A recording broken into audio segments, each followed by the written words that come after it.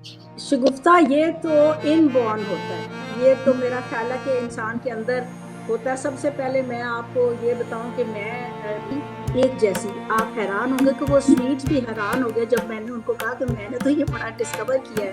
पानी पड़ती है क्योंकि सूरज आंखों में पड़ता है। ओह, ये किताब है, आई डोंट नो आपको जरा सा नजर जी जी एक मिनट, जी जी आ रही है नजर। आ रही है नजर? ये जी, है रात। रात की धूप। हाँ जी। जी, और बिल्कुल ये बिल्कुल। इसलिए है क्योंकि वो लैंड ऑफ द मिडनाइट सन, एक पूरा चैप्टर उसके ऊपर है। मेरी जो पर्सनल थ्योरी है वो ये है कि दुनिया में सिर्फ दो ही तरह के इंसान होते हैं, जी, या वो आर्टिस्ट होते हैं या वो नॉन आर्टिस्ट। दो तीन चीजों से बड़ी फैसिनेट होती रही हूँ, और उसमें सबसे पहले तो रंग ही आते हैं। मुझे मुझे तो बातों की समझ भी रंगों के थ्रू आती है। जैसे कि मेरे मियाँ जो हैं वो इंजीनियर हैं बाय प्रोफेशन।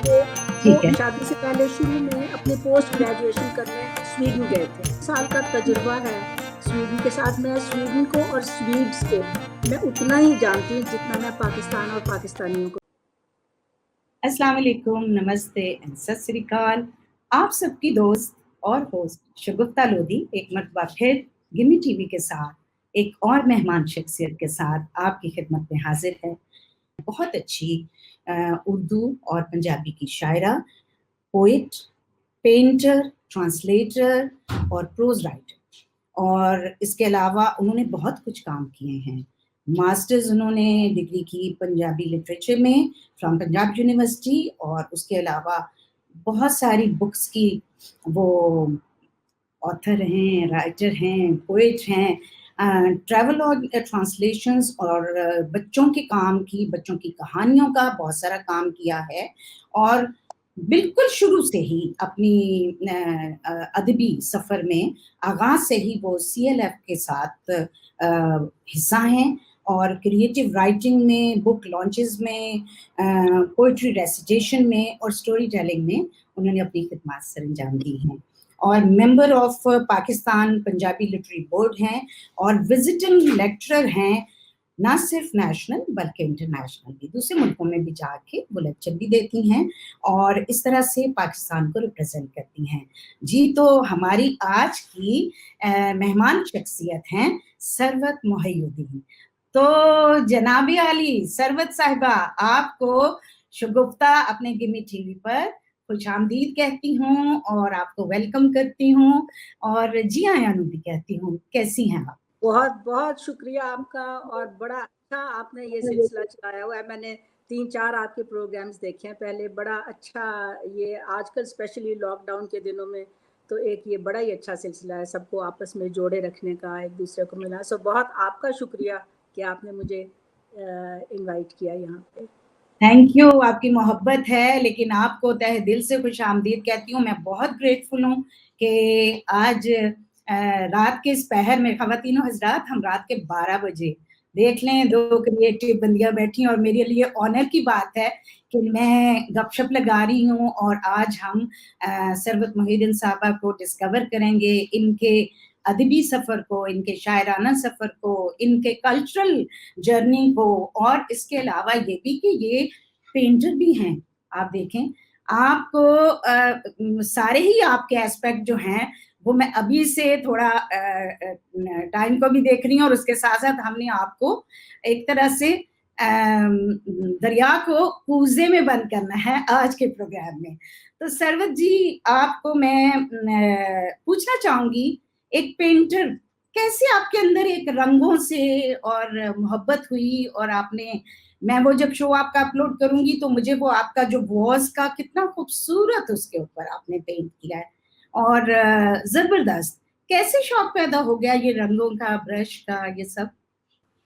शगुफ्ता ये तो इनबॉर्न होता है। ये तो मेरा ख्याल है कि इंसान के अंदर होता है। सबसे पहले मैं आपको ये बताऊं कि मेरी जो पर्सनल थ्योरी है वो ये है कि दुनिया में सिर्फ दो ही तरह के इंसान होते हैं, जी, या वो आर्टिस्ट होते हैं या वो नॉन आर्टिस्ट होते हैं। अच्छा।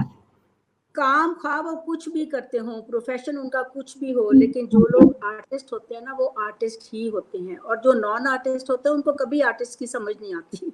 सो आर्टिस्ट आर्टिस्ट होने का अच्छा। मतलब ये है कि जैसे रंग, painting, music, sculpture, poetry, literature, drama, ये सब आर्ट्स जो है ये वैसे भी जुड़े होते हैं एक दूसरे के साथ। तो मुझे तो याद ही नहीं है कभी कि बचपन से मैं हमेशा से ही 2-3 चीज़ों से बड़ी फैसिनेट होती रही हूँ, और उसमें सबसे पहले तो रंग ही आते हैं। मुझे तो बातों की समझ भी रंगों के थ्रू आती है। और नेचर के साथ मेरा बहुत गहरा ताल्लुक रहा है शुरू से। बचपन में जब बहनों भाइयों की लड़ाई हो जाती थी तो तब भी मैं, अगर जब मेरा मूड ऑफ होता था या कुछ, तो मैं बाहर जाती थी और मैं घास पे लेट जाती थी और मैं आसमान को देखती थी और मैं दरख्तों को देखती थी, तो सब कुछ भूल जाती थी। रियली? बिल्कुल। और मुझे अभी तक वो जो नेचर के में एक खास किस्म की पुल होती है, वो मुझे मैग्नेट की तरह खींचती है अपनी तरफ। और ये तो नेचर के साथ मेरा ताल्लुक नेचुरली है शुरू से। और इसलिए वो बचपन में जो, बल्कि पोइट्री तो मैंने बहुत बाद में लिखी है। अच्छा। जो शुरू की मेरी यादें, मैं when I was a little child, school में मैं तो हमेशा पेंटिंग्स हमेशा मेरी एग्जीबिशंस में जाती थी। और हमारी आर्ट टीचर बहुत अच्छी थी, उसने हमें सारे मीडियम्स स्कूल में छोटी क्लासेस में से ही, मतलब ऑयल पेंट, हमारे बाकायदा पीरियड्स जो होते थे ना पेंटिंग के, उसमें वो सारा स्केचिंग और फिर poster colours, water colours, oil paint, सब कुछ हम बहुत छोटी उम्र में ही करते थे। तो ये जो आप वाज की बात कर रही हैं, ये तो पोर्सलिन पेंटिंग है। पेंटिंग है आपकी, बिल्कुल ये बिल्कुल। मैंने स्टॉकहोम से किया था, क्योंकि अच्छा, पेंट करने का तो वो अंदर से तो मैं थी मतलब बता रही इमेजिन थी ना, बिल्कुल आपके हूँ। मतलब जैसे आप हाँ बता जी। रहे हैं कि बचपन से ही। तो जब मैंने ये पोर्सलिन पेंटिंग का, क्योंकि यहाँ पे नहीं था, तो जी। मैंने ये स्टॉकहोम से किया था पोर्सलिन पेंटिंग का। अच्छा इसमें ये अच्छा। होता है, आप रेडीमेड, मतलब फैक्ट्री फिनिश्ड प्रोडक्ट लेके उसके ऊपर हम्म। बहुत बारीक ब्रशेस के साथ, जैसे मिनिएचर होता है ना, इस तरह मिनिएचर, आप, बिल्कुल बिल्कुल बिल्कुल। और उनके अपने ये ऑन ग्लेज एनामल्स होते हैं, और फिर उसको फायर करना पड़ता है अच्छा उस अच्छा। भट्टी में। तो मैं इसके हम्म, साथ, है तो फर्क लाइन, मगर सिरेमिक्स जो है ना, वो आप मिट्टी से शुरू होते हैं ना, मिट्टी को गूंद के, जी मैंने जी। वो भी किया हुआ है। ये दो फर्क लाइन है, पर मैंने वो भी किया हुआ है। तो तो मैं वो आप माशाल्लाह, तो स्टॉकहोम में आप कैसे पहुंच गई पाकिस्तान से? स्टॉकहोम में मैं पहुंच गई ऐसे कि मेरे मियाँ जो हैं वो इंजीनियर हैं बाय प्रोफेशन। वो ठीक है। शादी से पहले शुरू में अपनी पोस्ट ग्रेजुएशन करने स्वीडन गए थे। ओके। तो उनको स्वीडन के साथ बड़ा ऑब्वियसली वो था, क्योंकि हम्म एज ए स्टूडेंट वो गए थे। तो हम्म। उसके बाद जब इन्होंने अपना बिजनेस करने का सोचा, तो फिर ये ऑब्वियसली स्वीडिश इंडस्ट्री के साथ ही इन्होंने ओके। सोचा। तो मैं स्वीडन जाती रही हूँ शगुफ्ता। मैं पहली दफ़ा गई थी, फॉरेन ही गई थी 67 में। ठीक। अच्छा। सो मैनी ईयर्स जी। उस जमाने में स्वीडन में अंग्रेजी भी बहुत कम बोलते थे।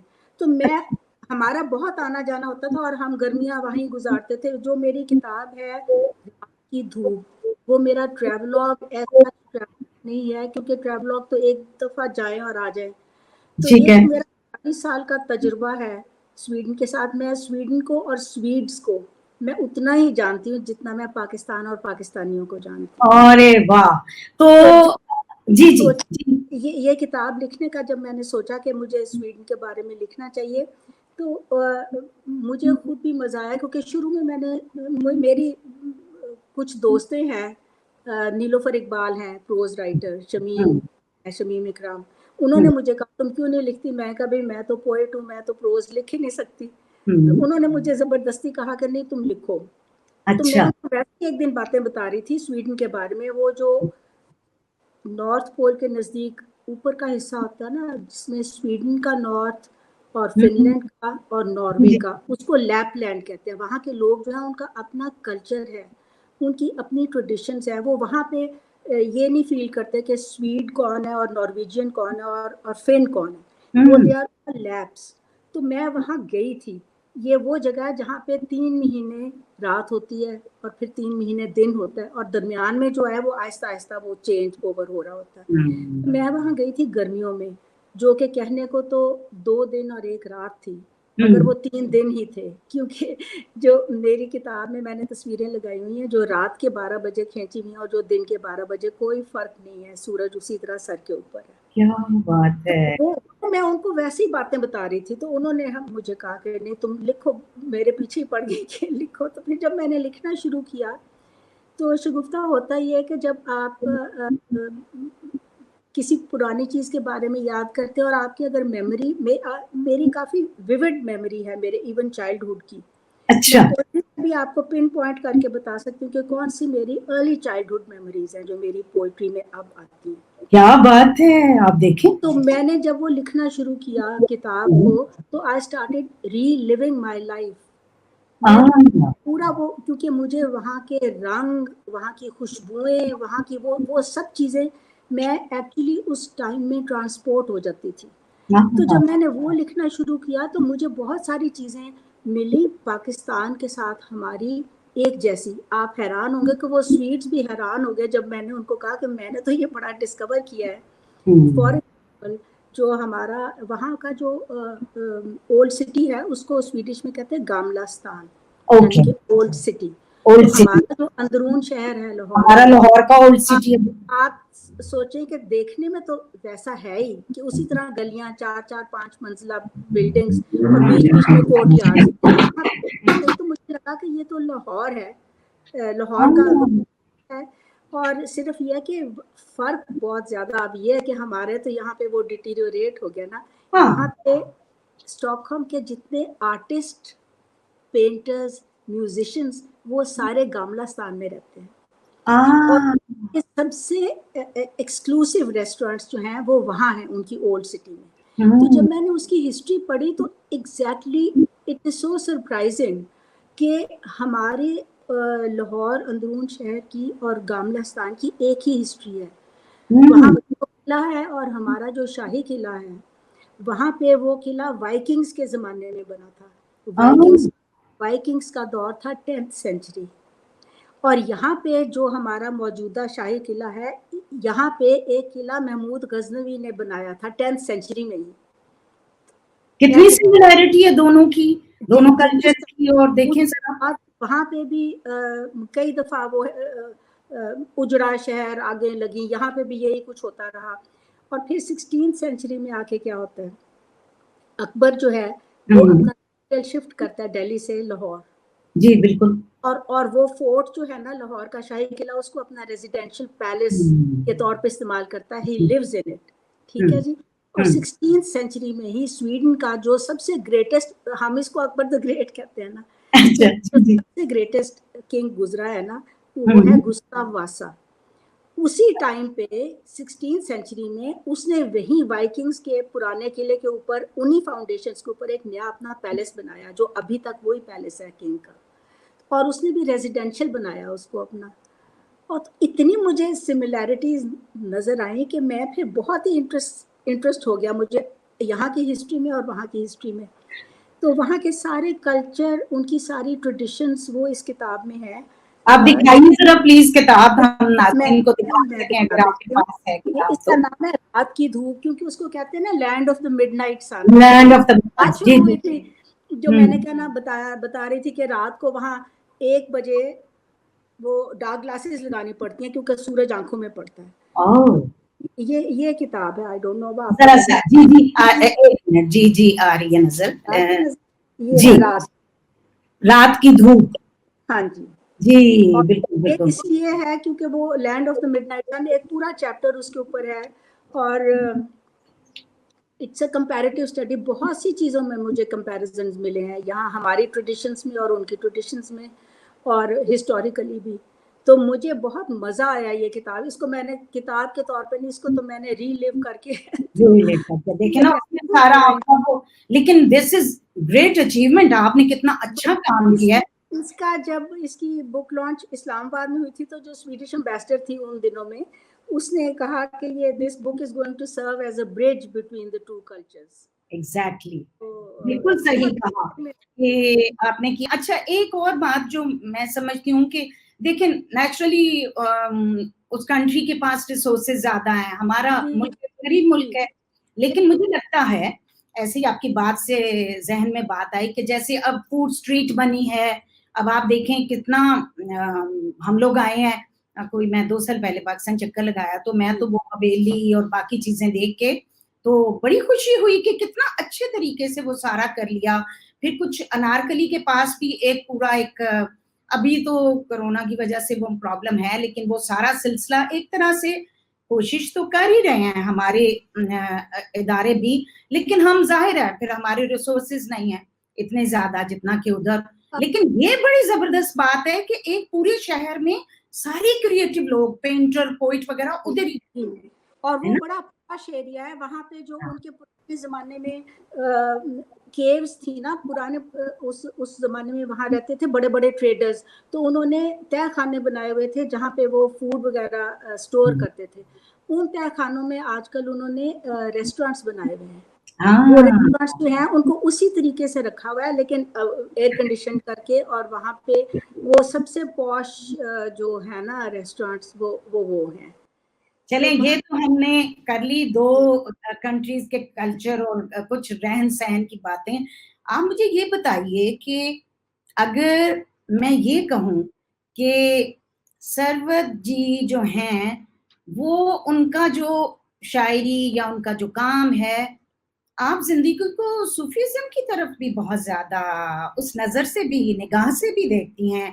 आपके फोक सॉन्ग्स के बारे में भी बहुत कुछ ऐसा सुना भी है, देखा भी है मैंने। तो मैं चाहूंगी कि हमारे जो नाजरीन हैं वो उस एस्पेक्ट से भी सरवत मोहिउद्दीन को जरा डिस्कवर करें। तो प्लीज आप खुद से बताइए। देखिए, मैं आपको आप कि मेरा कल्चर के साथ तो जैसे मैंने बताया ना, मेरे बचपन से यही शौक है आर्टिस्ट वाले सारे। और ये है कि कल्चर तो सारा बेस होता है ना आपकी हर चीज़ का, आपकी म्यूजिक का, आपकी पोइट्री का, आपके लिटरेचर का, आपके जितनी भी क्रिएटिव चीज़ें हैं वो सारा तो होता ही है। और लेकिन जो आप कह रही हैं सूफीज़म की बात, वो ये है कि मेरा बैकग्राउंड जो था वो तो इंग्लिश लिटरेचर का था। जी जी। और जब मैं मतलब जब पेंट करती थी तो मुझे काफ़ी लेट इन लाइफ मुझे ये हुआ कि मुझे ऐसे ख्याल आता था तो मैं लिख देती थी। I knew it was poetry, मगर मैं वो कॉन्शियसली नहीं लिखी। लेकिन बात बताने वाली कि मेरी मादरी जुबान पंजाबी है, मैं लाहौर में पैदा हुई हूँ। ठीक है। और हमारे फ्रेंड्स ने हमारे साथ पंजाबी बोली और हम बहन भाई भी पंजाबी बोलते थे। तो लेकिन हमारा बैकग्राउंड लिटरेचर का पंजाबी का कुछ नहीं था। हम तो बड़े क्वीन मैरीज में जी जी थे और हम तो सारे उन ट्रेडिशंस उनकी उसके साथ बड़े हुए थे। लेकिन जब पोइट्री लिटरली मुझे लगा कि मेरे ऊपर उतरी है तो वो पंजाबी जुबान है। तो मुझे उस वक्त शगुफ्ता मुझे वो नहीं पता होता था, जो जैसे मुझे आती थी मैं लिख देती थी। मुझे पक्का नहीं पता होता था कि ये जो लफ्ज मैंने लिखा है ये वाकई पंजाबी का है भी कि नहीं। क्या बात है, रियली? बिल्कुल बिल्कुल सच मैं आपको बता रही हूँ, क्योंकि मेरा बैकग्राउंड जो है वो उर्दू का भी उस वक्त तक नहीं था। ये तो बहुत बाद में मैंने उर्दू को स्टडी किया, क्योंकि मैं स्कूल में जिस टाइम पे आपने क्वीन मैरी में आपने पढ़ा वो तो सब सारा तो जमाना उस वक्त इंग्लिश जी। और मैं साइंस स्टूडेंट थी ना, क्योंकि बचपन में तो मुझे डॉक्टर बनने का शौक था, बड़ा पैशन डॉक्टर बनने का। तो मैंने तो ये फिजिक्स, केमिस्ट्री, बायोलॉजी, फिजियोलॉजी ये पढ़ी थी। तो हमें उर्दू हमारी ड्रॉप हो जाती थी उस जमाने में, अगर आपके सब्जेक्ट्स नहीं होते थे। तो पंजाबी का तो मेरा बिल्कुल बैकग्राउंड नहीं था, लेकिन हमने घर में अपने माँ बाप के साथ हमने पंजाबी ही बोली सिर्फ। तो जब मैंने पंजाबी में लिखना शुरू किया तो कोई 2-3 साल, जो मेरी पहली किताब है कनिया यानी बारिश किताब भी दिखाइए आप जरा। असल में मैंने आपकी बुक्स का ना इसीलिए, क्योंकि मुझे था कि मैं इस तरह से आप, वाह। हाँ, कनिया, इसका नाम है कनिया। लोगों को गलतफहमी होती है ये 2 नुक्तों से। नहीं कनिया, बारिश दियां कनिया। देखिए शगुफ्ता, हम पंजाबी में कनिया नहीं बोलते, कनिया लफ्ज नहीं है, लफ्ज है कनिया जी, कनक कनक कनक है ना। और कनिया, तो जो अड़ून है ना, अड़ून हमारे पास लिखा हुआ नहीं है, हमारे अल्फाबेट में मौजूद नहीं है अड़ून। जो गुरमुखी स्क्रिप्ट है जो इंडिया में इस्तेमाल होती है, गुरमुखी स्क्रिप्ट दो अलग अलग लेटर्स हैं। नून अलग तरीके से लिखा जाता है, अड़ून अलग तरीके से लिखा जाता है। ये अगर वो हमारा तो फारसी रस्मुल खत है ना ये वाला। हमारा अरबी हमारा ये भी तो जी जी था, लेकिन जैसे कि बहुत सारी जुबानों में आप फ्रेंच में देखें या स्पेनिश में देखें या इटालियन में देखें, बहुत सारे लफ्ज़ों का वो प्रोनाउंसिएशन वैसे नहीं कर सकते। जैसे इटालियंस टी को कभी टी नहीं बोल सकते ना, वो जी जी जी। कनिया बोलने में तो कनिया है, मगर क्योंकि रिटन हमारे पास नहीं है, तो इसलिए मैं पंजाबी अदबी बोर्ड की मेंबर भी हूँ, तो पंजाबी अदबी बोर्ड में ये फैसला किया गया, क्योंकि स्कूलों में तो है नहीं। हमारा एक अलमिया ये है कि हमारे पास हम पीएचडी कर सकते हैं पंजाबी लिटरेचर में, हम मास्टर्स कर सकते हैं, हम बीए भी कर सकते हैं, हम एफए कॉलेज में भी ले सकते हैं। क्लास 1 में पंजाबी नहीं लगती, इसलिए ये मैं आपसे जरूर क्वेश्चन करूंगी, और ये मेरे जितने कोई पंजाबी गेस्ट आती हैं, एक्सपर्ट आती हैं, मैंने उनसे जरूर ये क्वेश्चन करना, क्योंकि मैं समझती हूँ कि क्यों नहीं, देखिए स्कूल में क्यों नहीं पढ़ाई जाती, हमारी कम से कम पंजाब के पंजाब के एंड पे तो पढ़ाई जानी चाहिए ना। क्या रुकावट है इसमें? शगुफ्ता, ये कम से कम वाली बात नहीं है, ये तो इससे उलट है। सिंधी में सिंध जो है वहां पे क्लास 5 तक सिंधी कंपलसरी है, इवन फॉर नॉन सिंधी। हाँ वो जी, पढ़ते, ठीक है, अच्छी बात है। केपीके में पश्तो पढ़ाई जाती है स्कूलों में, पढ़ाई जाती है, अच्छी बात है। तो अब जब कायदा ही नहीं है, तो कैसे ये फैसला होगा कि जी हमने जो जो आवाजें हमारे पास ऐसी हैं, अड़ून मसलन या के जो हम कहते हैं कार, कार को हम तो घर लिखते हैं ना। जी जी, बिल्कुल बिल्कुल। तो बोला तो वो कार जाता है, पंजाबी में तो वो कार बोलता है, लिखने वो हम लोग घर लिखते हैं। लेकिन जैसे कड़ा कड़ा तो वो घड़ा तो उर्दू में लिखेंगे, पंजाबी में। तो एनीवे ये फिर हमने फैसला, वहाँ पे जितने बुक्स वहाँ से छपती हैं ना पंजाबी अदबी बोर्ड से, वहाँ पे ये एक नुक्ते के ऊपर छोटा नुक्ता लगाते हैं अड़ून के लिए, तो कनिया इस ओके।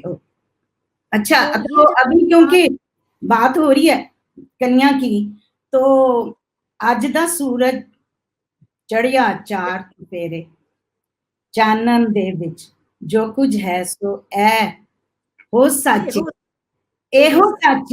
ते फिर तुसी सानू सुना दो ना जरा सच अपनी आवाज दे नाल।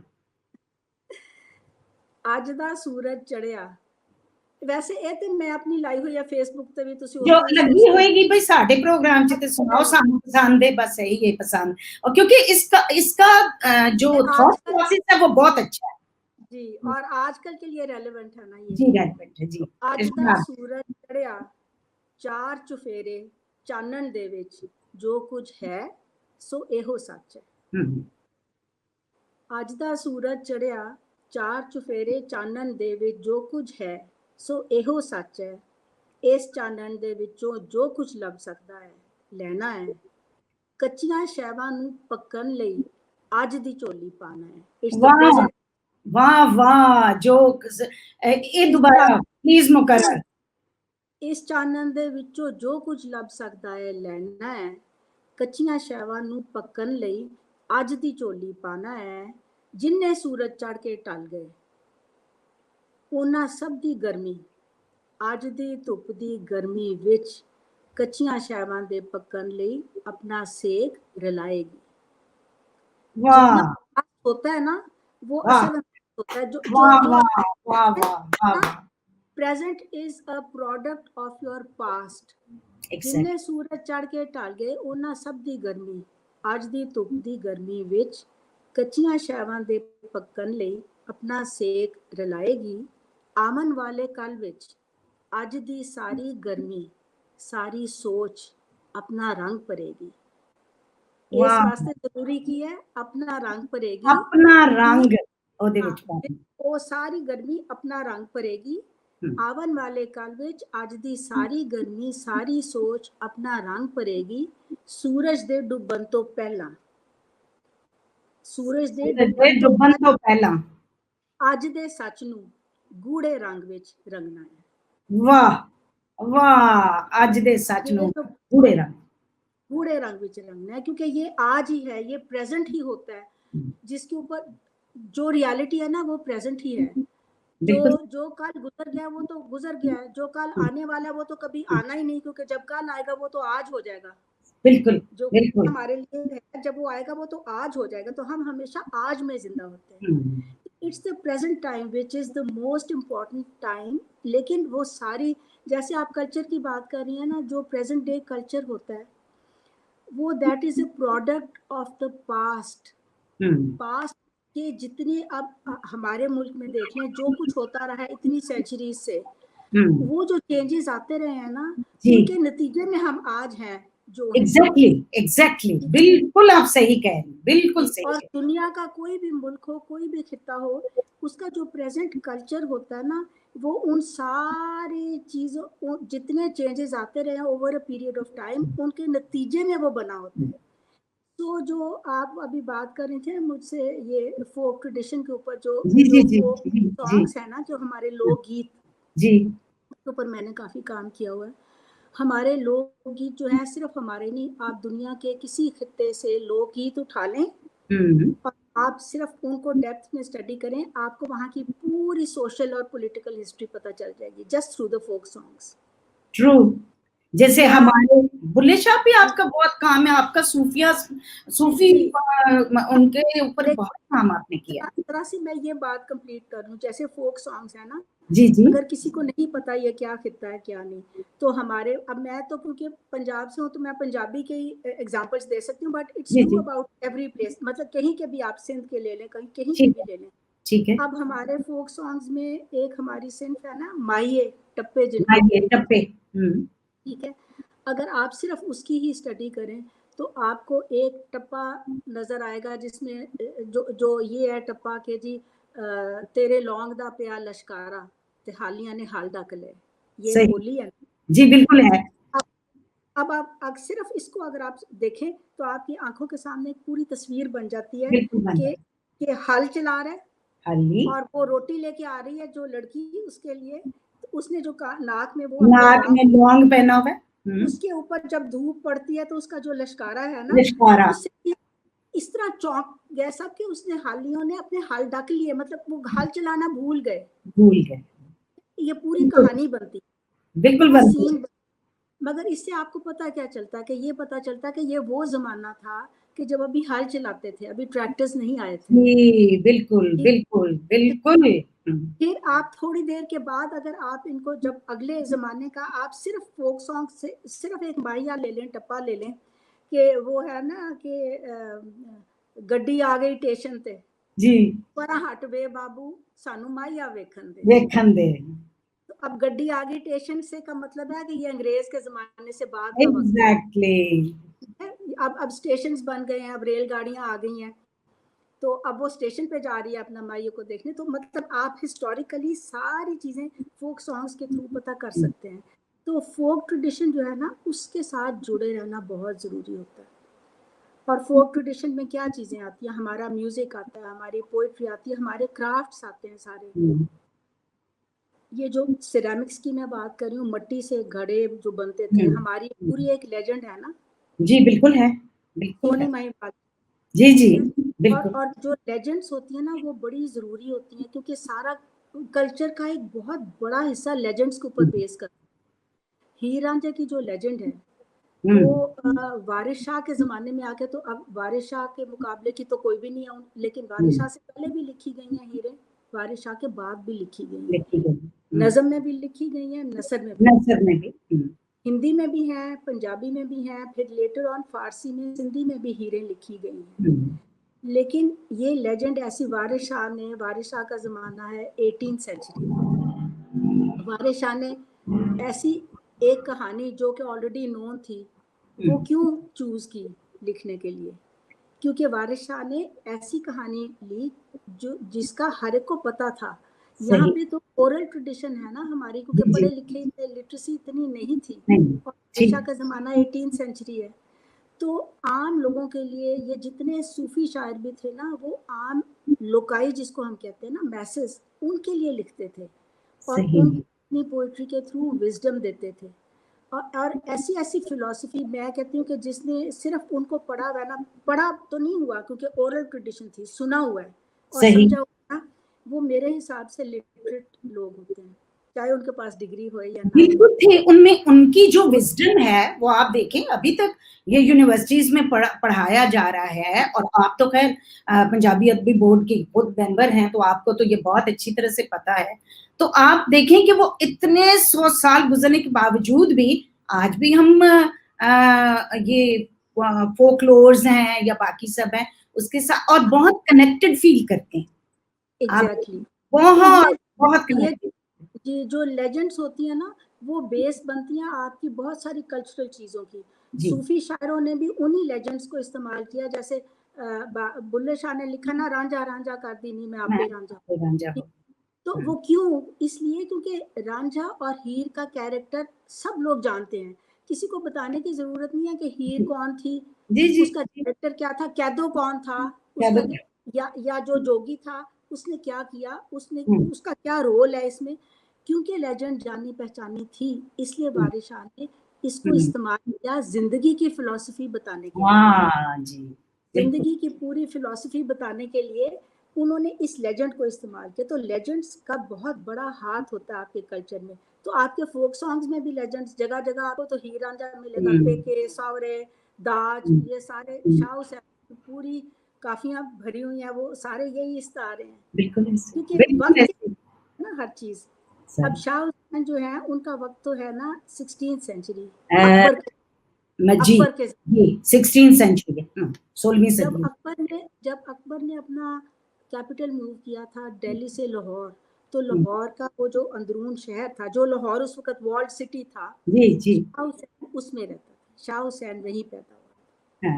तो शाह हुसैन ने जिस वक्त वो एक, ये तो लंबी बातें हैं शगुफ्ता, अगर आप आई विश अभी मैं ना काश काश काश कि मेरे पास बहुत ज्यादा टाइम हो और मैं आपकी ये बातें सुनती रहूं।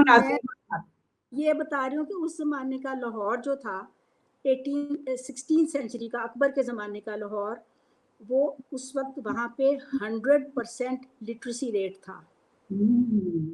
16th सेंचुरी लाहौर में 100%। और लिटरेसी आजकल नहीं कि जो साइन कर ले उसको लिटरेट गिनते हैं, प्रॉपर पढ़े लिखे बड़े बड़े उलमा, बड़े बड़े वहाँ पे जो मदरसे थे, वहाँ पे तो इल्म का दरिया बहता था। तो और फिर क्राफ्ट सारे वहाँ पे बेहतरीन, उस जमाने की पूरे सब कॉन्टिनेंट में बेहतरीन तीर कुमान लाहौर में बनते थे, बेहतरीन ज्वेलरी वहाँ बनती थी, बेहतरीन कपड़ा बनता था, मलमल से लेके कीम ख्वाब तक, अतलस तक, बेहतरीन पूरे सब कॉन्टिनेंट में वो बनता था। उस जमाने का शाह हुसैन है। तो जब शाह हुसैन ने वो, खैर अब लंबी बात मैं नहीं करूँगी, क्योंकि शाह हुसैन ने जब लाल कपड़े पहन लिए और गलियों में नाचना गाना शुरू कर दिया। By the way, Shah Hussain की जितनी काफियां हैं वो रागों में हैं, और ये वो जमाना है जब तानसेन था अकबर के दरबार, और ये बड़ा प्रोटेक्टेड फील्ड थी। जो उस्ताद होते थे गायकी के, वो अपने खानदान के अलावा बाहर देते नहीं थे। तो ये भी एक अजीब बात है कि शाह हुसैन को इतना नॉलेज कैसे था उन राग, हर काफी जो है वो राग और रागनियां उसकी पता है कि इस राग में ये काफी है। तो जब शुरू में लोगों ने कहा कि ये तो काफिर है, क्योंकि ये तो नाचता गाता फिरता, इतना बड़ा आलिम था मदरसे में, ये तो मतलब पढ़ाता था लोगों को फिका और सारा कुरान, तो उन्होंने कहा ये काफिर है। तो जो बादशाह था ना, उसने फिर, उसका एक वजीर था, उसका नाम था बहार खान, उसने उसकी सिर्फ ये ड्यूटी लगा दी कि तुमने इस मजजूब के पीछे पीछे फिरना है साए की तरह दिन रात, और जो इसके मुंह से निकलेगा ना तुमने लिखते जाना है। ऐसे हमेशा हुसैन की काफी इस तरीके से। तो शाह हुसैन की काफियों में जो सबसे ज्यादा सिंबल्स इस्तेमाल किए गए हैं ना, वो चरखा और कातने के थे। वो क्योंकि उनकी फैमिली वीवर्स की फैमिली थी, वो जुलाहे और वो काम जुलाहों का करते थे। देखें ये जो जाते हैं ना, ये भी बड़ी अजीब बात है। जो लोहे का काम करता है उसको लोहार कह देते हैं, जो लकड़ी का काम करता है उसको तरखान कह देते हैं। ये जातें तो नहीं होती, ये तो आपका कसब होता है। हाँ, बिल्कुल बिल्कुल कसब होता है, बिल्कुल होता है। तो क्योंकि उस जमाने के लाहौर में कपड़ा बेहतरीन दुनिया का बुना जाता था और वो चरखे से ही काता जाता था। तो ये सारी काफियों में जो सिंबल्स है ना, वो है चरखे, धागा, दाज होता है जहेज तैयार करना। और बेसिक चीज तो सूफीज्म में क्या है, इश्क है ना सबसे ज्यादा फोकस। तो शाह हुसैन की एक काफी एक लाइन है कि रा इश्क दा सूई दा नक्का ते जावे। वाह। रा इश्क दा सूई दा नक्का धागा होवे ते जावे, धागा होवे ते जावे। अब आप सिर्फ इस चीज के ऊपर ही एक लाइन है एक काफी की, ठीक है, इसकी इंटरप्रिटेशन पे आ जाए अगर, तो आप सोचें कि एक कपास का फूल है, वहां से शुरू होता है, शुरू हो रहा है, तो फिर वो शुरू हो रहा है और वो फिर कितनी स्टेजेस में से गुजरता है, और वो धागा बनने के लिए उसको कितनी चीजों में से गुजरना पड़ता है, कितनी उसको वो खींच पड़ती है, कितने उसमें बल आते हैं, फिर कहीं जाके वो धागा बनता है। तो अगर आपने इश्क के रास्ते पे चलना है तो पहले तो उस सारे प्रोसेस में से से आप गुजरेंगे और फिर आप इश्क की मंजिल पे पहुंचेंगे। नहीं, मगर जब आप धागा बन जाएंगे तो आप सुई के में से गुजरने के काबिल हो जाएंगे, वो भी आपकी मंजिल नहीं है। वो नक्का जो है वो तो वो छोटा सा जो उसका होल होता है, उसमें से गुजरना भी मंजिल को पाना नहीं है, उसमें से गुजरना उस इश्क के रास्ते पे चलने का इस पूरे प्रोसेस के बाद पहला कदम है, क्योंकि उस दरवाजे में से गुजर के ही तो आगे आपका इश्क का सफर शुरू होगा। तो ये चीजें उस जमाने में जब लिखी जाती थी तो लोग इसके साथ रिलेट करते थे, उनको पता चलता था कि ये क्या मतलब है इसका। आजकल तो बच्चों को चरखा ही नहीं पता क्या होता है, ये है ना। तो इसलिए जी बिल्कुल। शाह हुसैन ने एक जगह ये भी तो कहा है ना, कोरा गई हंडा कोई रंगदार ना लीता। अब कपड़ा जो डाई करने का अमल है ना, वो भी उस जमाने में ये केमिकल डाइस तो नहीं होती थी, नहीं थी। उस जमाने में तो पूरे वो नीला रंग तो लापिस लजूली को पीस के बनाया जाता था, सुरख रंग वो कसुम्बे के फूल चुनते थे, फिर उसमें से रंग निकालते थे। तो डाइंग का जो प्रोसेस था ना, डाई करने का कपड़ा, वो भी एक पूरा लंबा प्रोसीजर होता था, और उस जमाने के लाहौर शहर में रहने वाले लोग उससे वाकिफ थे। तो जब शाह हुसैन ये लाइन लिखते हैं ना, तो वो समझते हैं कि कोरा कपड़ा तो वो सारा धागा बन के और कपड़े तक पहुंच के फिर भी आप अगर कोरे ही रह गए तो आपने जिंदगी में क्या आपने जिंदगी से जी, आपने रंगदार ना लिया तो आप तो फिर उस मंजिल तक पहुंचे ही ना। सही।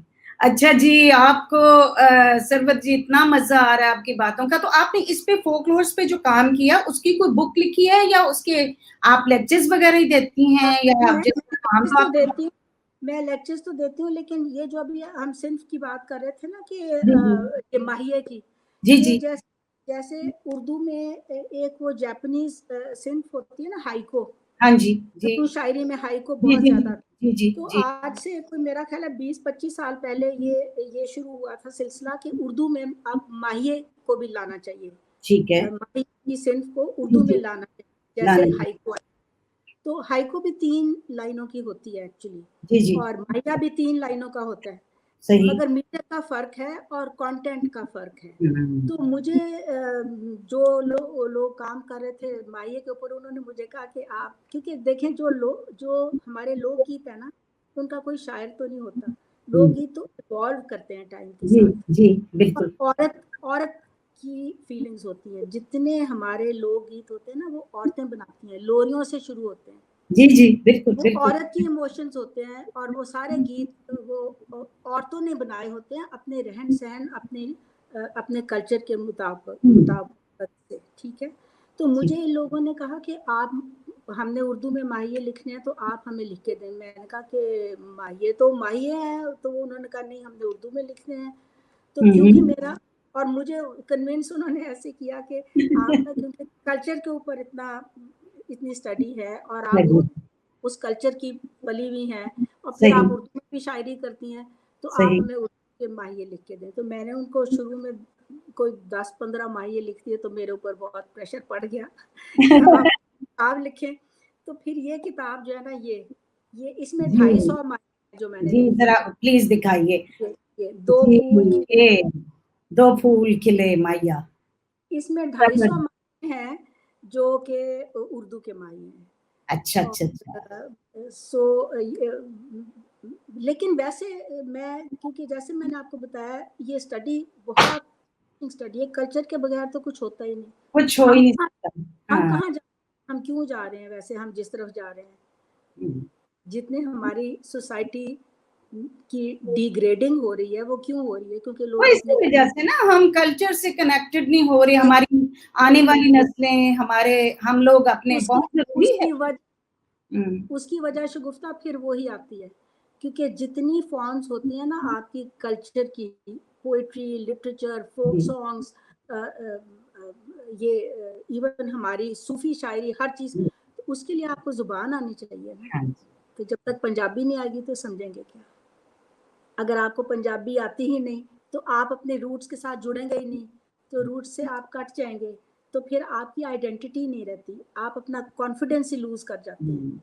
आपके अंदर वो चीज, आपकी वो कनेक्टिविटी नहीं होती विद योर पास्ट, जो कि बहुत जरूरी होती है इंसानों को अपने अपनी होंद जो होती है, एग्जिस्टेंस जो होती है, उसमें प्राइड लेने के लिए बहुत जरूरी होता है कि आप अपने पूरी सेंचुरीज का जो पास्ट है उसका प्रोडक्ट बन के सामने आए। तो हम तो कट गए हैं।